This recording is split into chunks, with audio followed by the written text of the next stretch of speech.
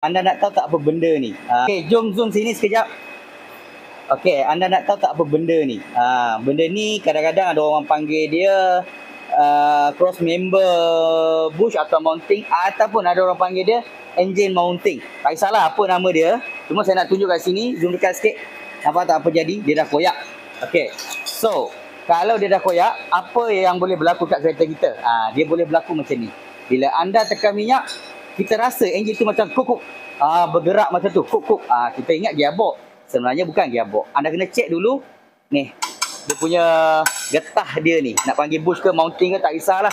Yang penting saya nak tunjuk, kalau dia koyak macam ni dan lembut macam ni, memang dia boleh jadi simptom kuk-kuk tadi. So, kalau ada kes macam ni, anda jangan bimbang. Anda boleh bawa kereta, datang ke bengkel kami. Kami akan buka, kami akan press. Tengok kami sedang press ni. Kita akan press, masuk mounting yang baru. InsyaAllah lepas kita masuk mounting yang baru, kes kuk-kuk tadi boleh hilang. So, kalau kereta anda ada masalah, boleh bawa datang ke Fizi Motorsport Sunway Ipoh. Dapat tiap hari ni settle.